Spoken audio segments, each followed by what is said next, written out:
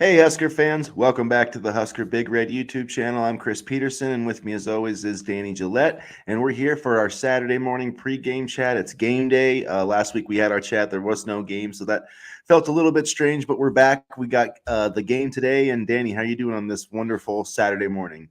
I didn't oversleep, which means it's game day. I can never sleep on game day, and my alarm went off today, and I was thinking, why did I set my alarm for 7? And then I'm like, oh yeah, there's football today, and so no bye week for me today. I am sharp, on time, and ready to go. And honestly, so is the volleyball team, so is the football team, and so is this coaching staff as they continue to recruit at a high level, and that was made apparent and put on full display Friday night.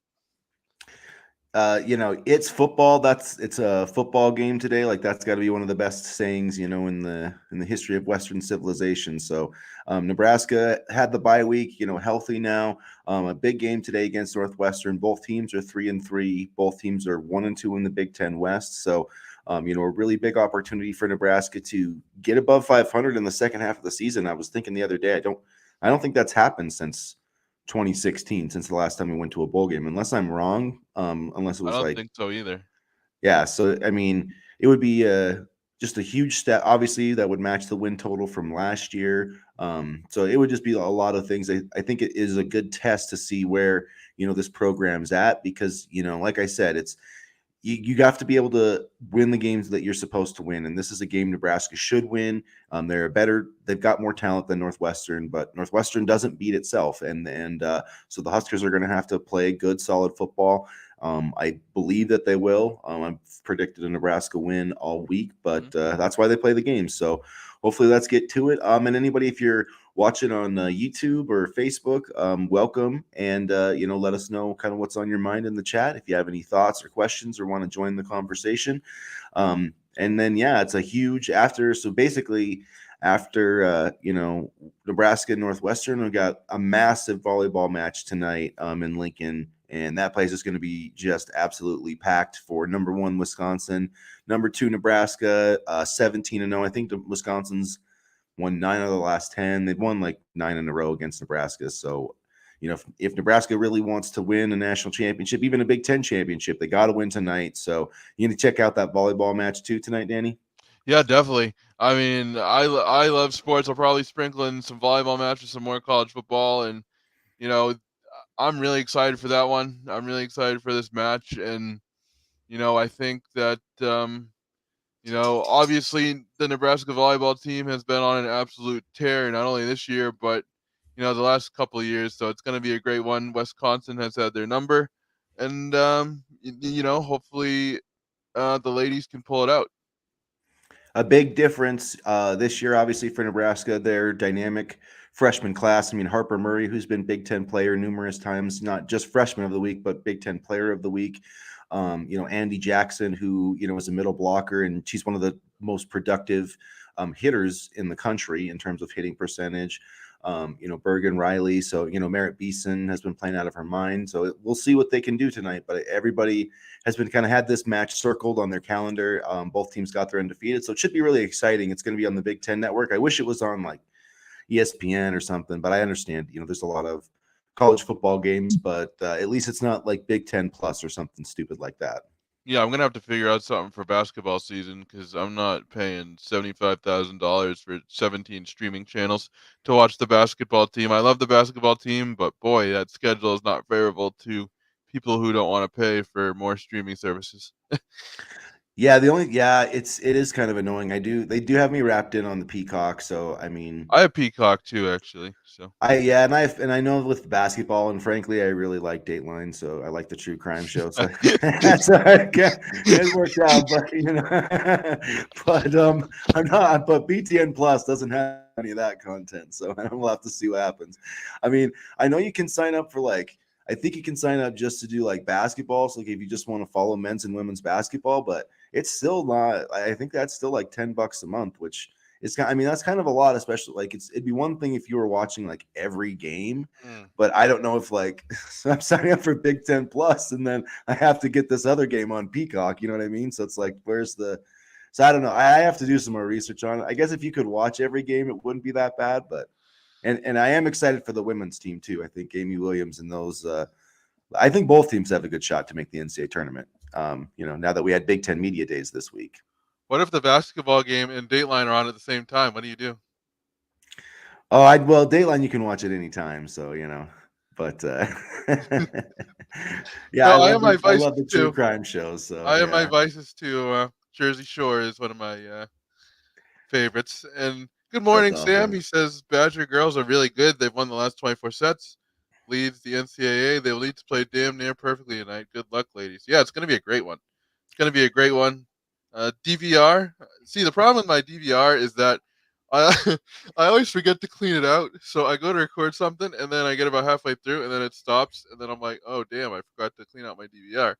And then I have to go back and clean out my DVR and it's just way too much effort for me. I just like do the on demand. I do the on demand stuff anymore. I'm not really big. I have stuff on the DVR. I just don't watch it anymore. And I used to DVR sports, but it's so hard. Like if you're trying to, you basically have to like turn your phone off. Like if that's what I've decided, if you're gonna try to watch a game, like from my perspective or from either from other people's perspectives, they're like, oh, I'm working and I'm gonna try to. It's like, no, that doesn't work, man. If you're like in a group text, like you have to either tell everybody to not text, and that's just like too much work. And then you've got the Facebook, you've got Twitter, you've got like, so if I'm going to try to do that type thing, like I literally have to turn my phones totally off. And then even when I'm watching it on the DVR, I can still feel that it's already happened. So I just like to, I just have given up on that. Like I just follow it and then if it's a good result, then I'll rewatch it. If not, then I'll just delete it. So I can remember the good, well, not me, but my dad of actually taping games, and I remember that. yeah, that makes me feel kind of old now. But yeah, And being like, so don't tell me the score. yeah, exactly.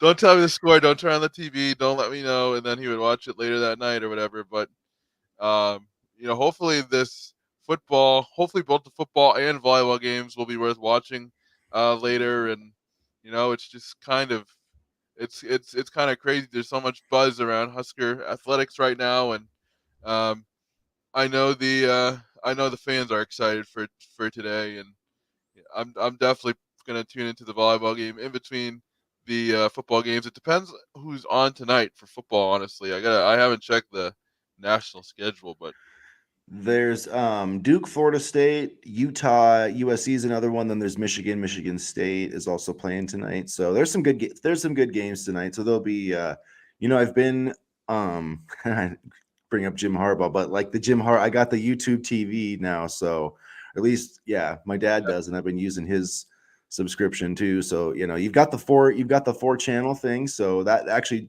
is pretty game changing for college football watching. I will say that YouTube TV is kind of a game changer. is it okay? That's good to know because I want to like save money on cable, but in doing so, I end up signing up for like 25,000 streaming channels. So it's like, how much money am I actually saving? So that's good to know. Yeah, that is a common yeah, YouTube TV I'd say is the best one the best alternative I've found. And yeah, it's just awesome because you can, like I'm sitting there watching, like if Nebraska gets lopsided, then you can, go into the four watch, and it's pretty awesome. So, just throwing it out there, not to do any free advertising. But back to football, I guess. Before we get too off track here, one thing I wanted to say that has me really excited when you're talking about Nebraska fans being excited is the commitment of Caleb Benning. Like that, like I was working last night when that actually came across, and like I was just gave a fist bump into the air. Like I really want. I wanted Grant Bricks. I still want Grant Bricks, but I don't care about the rankings. I've wanted Caleb Benning so bad. So the fact that he's committed and locked in, like, let's go. I think this is going to be one of the guys that truly outplays his ranking. He's going to play like a blue chipper at Nebraska. I don't understand the people who are, kind of down on this commitment. I mean, from everything I've seen and, from his play this season, he looks like he's going to be a stud. He's a very instinctive player, can come down from his position to make a play. He's also extremely athletic, and he can, break up passes with ease. And, I just really like how it's another good in-state kid for Nebraska. And quite honestly, he decided a lot sooner than I thought he would because there was a time when we thought he might push it off to early signing day. But I'm glad he made his decision now, and that definitely gives us a little bit more clarity as we head into early signing day. Um, so Fox was asking, so are we going to get bricks? I don't know. I really don't know. There was It's a a hard new one to read. Yeah, there's the Oklahoma people think that they have confidence, the Oklahoma reporters.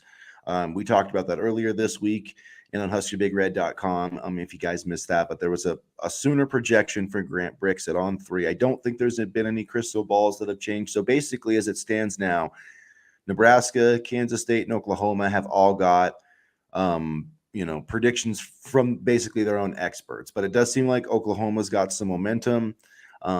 One thing that's kind of interesting is a name is Andrew Dennis, the guy from Michigan State. Nebraska views him as a tackle. Like I said, he's 6'5", and which is basically it's the same height as Grant Bricks. So there's a chance that he could come visit too, and I think that he's the next guy on the board. So if you see more, maybe Dennis actually taking that visit, or more of a focus on him, maybe that is a little telling about Grant Bricks. But I don't think that you can count Grant Bricks as being, part of your class right now. It seems like, it just is taking him so long. I don't know what, why he's kind of, why he's going through this process, but feels like Oklahoma does have momentum. Nobody has been on, Bricks has been on campus a couple times. He came for an official visit, and then I believe he also came for an unofficial visit. He hasn't taken any visits this fall, though, so that has been kind of interesting. Notre Dame is interesting with Nelson. I mean, yeah, there's certainly. I wouldn't be overly worried, but to just completely gloss over Notre Dame would be doing an extreme disservice. So I wonder what will happen there. I don't think anything is gonna happen, but you never know. You never do know. I think Carter Nelson had that tweet yesterday with him punting. I don't know if you guys saw that, but I think the fact that he tagged Ed Foley in that tweet, of him punt, like, "Hey Ed, I could be your punt." Like, that was that just seemed like a good sign to me. Yeah. And like I've said with Nebraska, I mean, if Carter Nelson wants to leave the state of Nebraska, like, I'm not going to hate him for that. I'm not going to hold that against him. But No, not at all. and at the same time, I'm not going to sit here and be like, "Oh, Nebraska did it." Matt Rule has done everything that he can do in terms of trying to keep and recruit Carter Nelson. He's been to Ainsworth how many times? He's got him to Lincoln how many times? So if he doesn't end up at Nebraska, it's not for lack of trying. So I think he wants. Yep. Sorry. Go ahead. I just said I think he wants to be here, and I think he will. So yeah, I agree, Sam. I don't think he's going anywhere, and I think maybe his family just like Notre Dame, and they're like, "Oh, this might be a cool." You never know. I am taking it seriously, and Notre Dame is going to, Marcus Freeman and those guys are legit, but I just, I think he wants to stay here, and Nebraska's doing all the right things that they should be doing to keep him.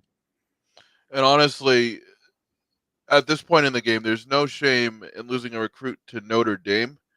When you lose to William and Mary and like Bucknell and Cornell and Dartmouth and whoever, then it's a little bit embarrassing. But Notre Dame's a big dog in the grand scheme of things. So even if he went to Notre Dame, I couldn't blame him. I mean, they are a tight end factory, but I truly do think he's staying home, honestly.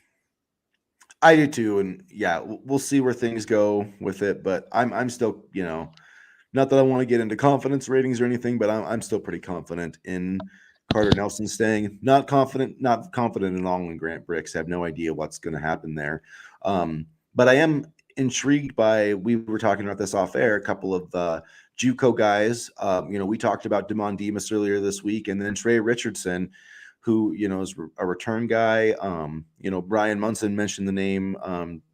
Pearsonell, Demorny Pearsonell. The dynamic return guy that we used to have back in the day. And it's like, Yep. if you can get a return guy like that, I'm not saying that this Trey Richardson guy can be that, but Nebraska has not had, the return game this year hasn't been great either. And that's, not taking shots at anybody, but if you can get just a guy who can be a dynamic return guy, that's pretty valuable. So I'm definitely for taking both of those JUCO receivers. And it gives Nebraska a little bit more depth. I mean, that to me, when I was writing about it yesterday on Husker Big Red, I just looked at it from the depth aspect. Like, we need depth right now, and that'll play a factor today when Malachi Coleman is starting and Jalen Lloyd's on the two deep, and we're gonna get to see what they're made of today. But just by and large, you need depth at the position, and people were asking in the offseason why we were recruiting so many wide receivers and what about this position and this and that. Well, losing losing IGC and losing Xavier Betts, were big hits, and suddenly your depth looks a lot smaller than it was. So, keep recruiting wide receivers. That's not something the previous staff did, and we suffered dearly for it. So, I would love to see either or both, be a part of this program because there is a need there, even with the new guys coming in. In my opinion, you can never have too many wide receivers. Husker Chuck, Notre Dame's wasting their time with Carter Nelson, but they don't realize that. Hope you're right there, Husker Chuck. And then Sam, let's see. Do you think that Benning was connected to the, Kalen Barta kid who's going to be Yeah, flipping to Kansas State? I mean, yeah, honestly, kind of. I mean, I don't have any inside knowledge. I'm just speculating, but they probably the coaching staff probably knows what Barta is going to do, and so they kind of pushed a little harder on Benning, and I'm thinking something along those lines happened. I mean, you don't recruit if you already have a safety or a safety at the position. You don't come here because they also have Rex Guthrie, so there is that as well. But I do think Barta and Benning were connected some way. I think potentially in some way, and also the other side of it is that Kansas State, I think, was one of the teams that was interested in Benning, and taking Barta.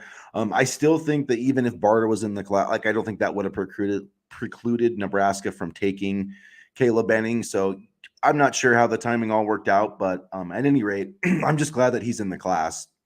Um, because I do think that if Nebraska hadn't signed him, which they still haven't, but I'm assuming they will at this point, I think that they would have regretted that. So that's how I've always felt about it. So whatever needed to happen, if it was connected to Barta, if it wasn't, I'm just glad that he's part of this class and want to get to signing day. Um, yeah, about the Damon kid. Yeah, I mean, I hear what you're saying, Co. I read the article from what his coach said, and the coach, said positive things about him. So I don't want to take too much from one video of it's hard to take too much from the body language type thing. I think that gets overread too much on the sideline. So we'll see what happens with that one. But I don't think that if I don't think that I think that Nebraska took their I don't think they rushed into this thing. I think that they did their homework on him, and it sounds like he's doing a good job of doing all the things that he's supposed to do academically. It didn't sound like he's a problem with the coach there, so I'm all for it. And Nebraska needs. I mean, if Nebraska can get a 5-star talent, I'm all for that. Yeah, and Matt Rule has shown that he is can give guys second chances, and is willing to give guys second chances. So, I feel like what happened in the past wouldn't become an issue here if um if if Demas came to Lincoln, but you never know. You never know. So we got about 12 minutes here. We'll be hanging out for about 12 more minutes. Keep asking your questions. But what do you think about this Northwestern matchup? We broke it down the other day. If you didn't see that, check out our video here at the Husker Big Grade YouTube channel. Kind of our breakdown the other day. But yeah, I feel like I said this matchup just really suits Nebraska. I mean, Northwestern not good at running the ball. They're not good at defending the run. Nebraska's obviously good in both of those areas, but we'll see if Ben Bryant plays. Then that obviously is going to make their offense, much different. And red zone execution for our offense is going to be my big thing today. I want to see us make the most of each trip in the red zone. I mean, it was frustrating how many points we left on the board against Illinois. And, Nebraska needs to start converting on these opportunities. I don't care if we're playing Northwestern. I don't care if we're playing a lesser team. If you waste too many opportunities in the red zone, that's going to come back to bite you. Yeah, and that's something that really has been, I did bit Nebraska against Minnesota. Yep. Even against, that Colorado game could have been a competitive game if Nebraska, was able to take advantage of their scoring opportunities early on. So yeah, that is going to be a huge part of it. I'm wondering, I'm still wondering if things are ever going to be different on the offensive line, or if Turner Corcoran's just going to, keep playing that left tackle spot, or if we're ever going to see, more of Teddy Prohashka there. Um, so yeah, I think the big thing for me today though is the defense and the running game. If Nebraska is good in those two areas, with Harburg and Grant running it, and if they play good defense, then I really don't see Nebraska losing this game. And then I guess the big thing for me, like I just said, is conversions and no dumb penalties, especially in the red zone. I mean, and when I say dumb penalties, I mean false starts. I think it was Corcoran 2 games ago, or maybe it was this past game, I can't remember, who had 2 false starts on the same drive. That can't happen.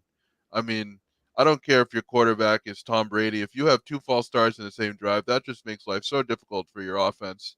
And then in terms of just again converting in the red zone, that goes back to no stupid penalties, making sure to not get too cute in the red zone, and also I'd love to see more of a focus on running the football with the running backs in the red zone and see if we can get anything going there. I understand depth isn't great, but I mean, at the very least, they can get, 2 or 3 yards here, make it manageable down and distance situations in the red zone, and being able to convert, with those types of plays would be important. Husker Chuck says that he thinks it was Teddy that had the 2 false starts. I don't remember, so I'm just throwing that out there. Um, Was it but at Teddy any or not? rate, I don't know. I'm just Either saying. way, the left tackle position is causing me great stress and tremendous headaches. So left No, tackles, get your no shit freaking together. false starts. Yeah, get Yeah. your shit together. Whether it's 69 or 65, get your shit together, man.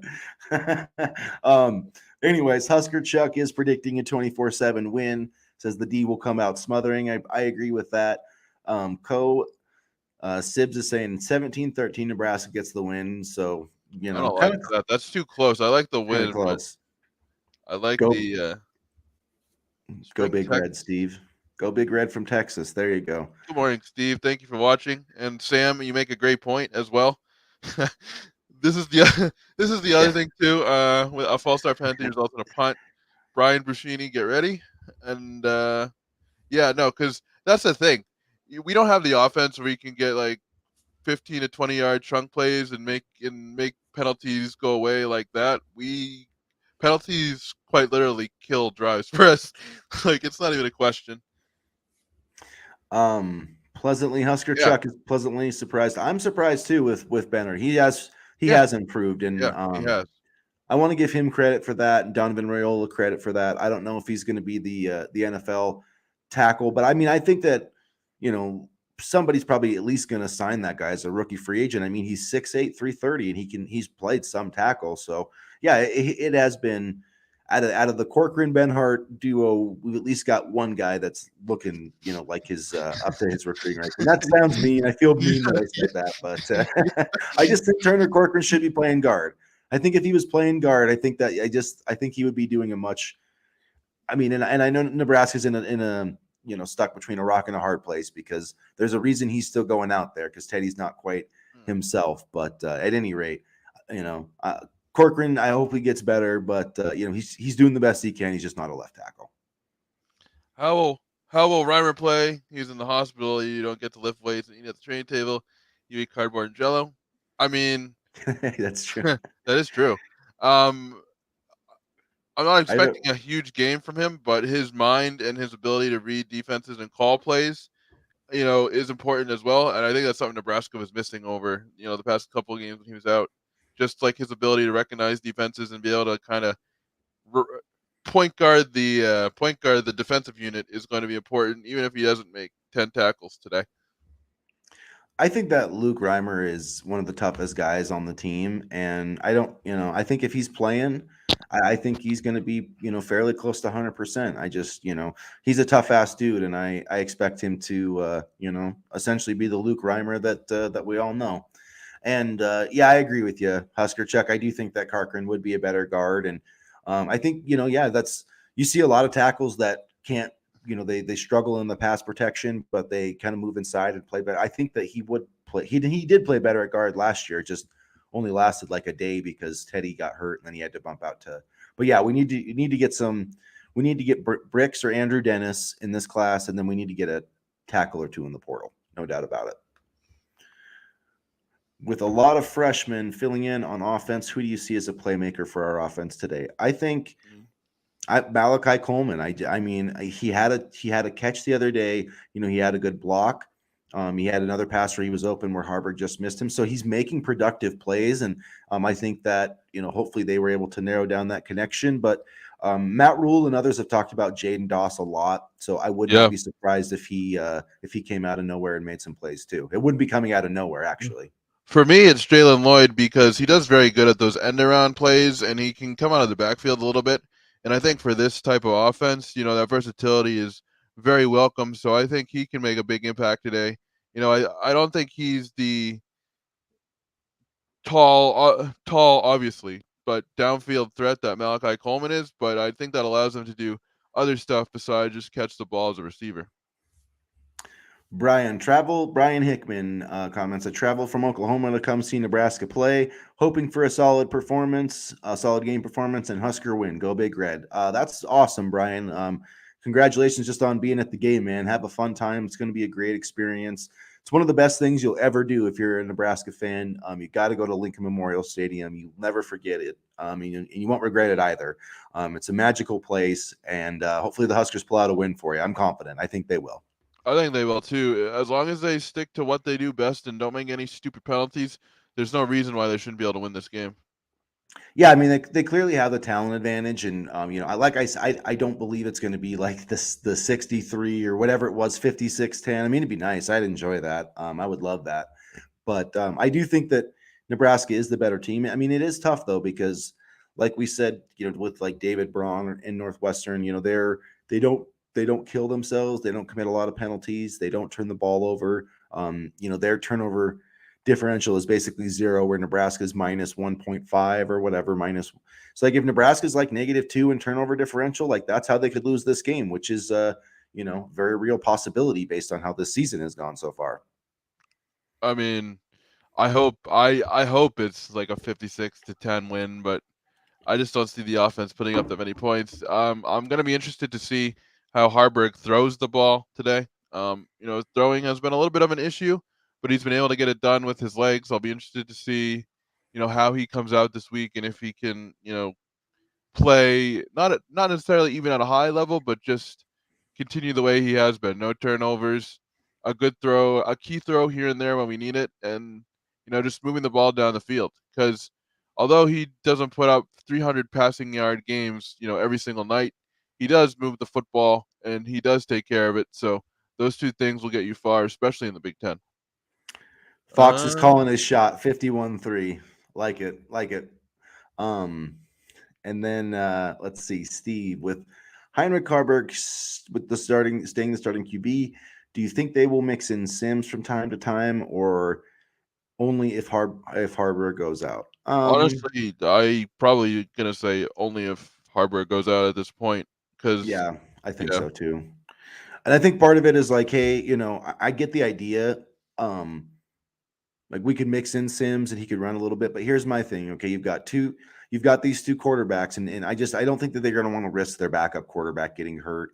Plus, like Harburg's already putting himself out there. They're very similar players, so I think they're going to keep Sims. Like if Sims has to go in, if Harburg goes out, then they're going to run Sims like they did at the start of the season. But I don't think that we're going to see Jeff Sims. I mean, maybe if it is a blowout, I mean, I could see that. Um, maybe him and Brock Purdy, but I don't think like in a game competitive situation we'll see Jeff Sims unless Harburg gets hurt or definitely is really struggling. definitely not Brock Purdy, but Chuba, yeah. If we had Brock Yeah, Purdy, Chuba. we'd be in business. But That's I not the mean, first time I've done that either. So no, it's okay. It's okay. If we had Brock Purdy, we'd be silent. But no, I think honestly, I have to say Matt Rule is very lucky that uh Heinrich Harburg has semi worked out, because if Jeff Sims was starting quarterback the whole season and he didn't work out and Rule put all his eggs in the Sims basket, then that would look even worse than it does now. And by all accounts, Sims has been handling it well. I can't imagine it's easy for him to be on the sidelines. Wonder if he um regrets coming here. yeah. I'm not sure. I mean, look, he had his chances. He just didn't play that well. And then, I mean, the other part of it, yeah, he lost, he got hurt, but Harburg's been winning the games. And from what let's Satterfield said that Jeff Sims has been one of their better leaders. So I think he's still doing what he's supposed to do. And it'll be interesting to see if he sticks around after the season. Because if as long as he graduates, he can still transfer. So as far as the Wildcat, I just don't see anybody really on this roster that would be. I just don't love the No. Wildcat. To me, the Wildcat is okay. It's basically. I mean, the Wildcat. We essentially have Heinrich Harburger on the Wildcat because the whole point of the Wildcat is to get an extra blocker. You know what I mean? To focus to square things up with the defense. And when you're running the quarterback, it's already doing that. Just Yeah. NFL teams don't want to run Tom Brady. That's why the Wildcat is more of an NFL type deal, and the Dolphins started doing it because they had Chad Pennington at the time. And it's like, yeah, you're obviously not going to run any type of running play with Chad Pennington. So Chad that's Pennington, what a name. But yeah. yeah. So that's the way to even up blockers. So I don't really see it from Nebraska because they're basically just running that power option type stuff. And I think that's where it's going to stick. I remember Ronnie Brown destroying New England with the Wildcat when he was a member of the Dolphins, and Ronnie Brown was a good running back.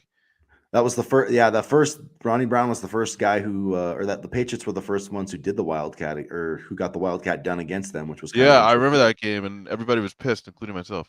Yeah, So, lost that one to the Dolphins. So at any rate, well, guys, I gotta get going here. So thanks everybody for joining us on the chat.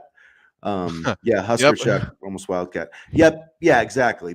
Yeah, because when your quarterback can run, that then you've got an extra blocker already, so that kind of squares it up. So basically, yeah, we're essentially kind of running the Wildcat just out of a power formation. And to answer Co's question, I don't think so. I mean, we saw this with DeColdis Crawford too. So, I mean, Yeah, I think that you are going to see at some point teams, being, wanting to play the good players on the roster, but it is what it is. It's like it's any investment. Sometimes they work out, sometimes they don't. and I think Sam's right here. I think, even though he's not a leader on the field due to his injuries or play or whatever, Sims kind of graciously accepting the backup quarterback role is definitely a huge thing for this program. And, say what you want about his play, but the way he's handled this has been extremely strong and, extremely positive. So he definitely deserves credit there. That's a great comment, Sam. Thanks for putting that. And I 100% agree. And he's helped out Heinrich too. I Yeah. think. I mean, you can Hmm. see him on the sidelines. So 100%. I love to Yep. see that from Jeff Sims. And yeah, if he wants to stick around here or go somewhere else, I'll always be rooting for him. And Absolutely. hopefully he'll get some chances to play because hopefully I can't remember who said it, but hopefully we're up 56-3 and we get to see Jeff Sims play today. So. Hey, let's do it. Just like 2021, the Northwestern game. So, all right, guys. Well, we got to run. Thanks a lot for joining Thanks, us. Make guys. sure you hit the subscribe button. Anybody who's watching on the replay as well. Thanks for everybody for commenting today. And as always, go Big Red. Go Big Red.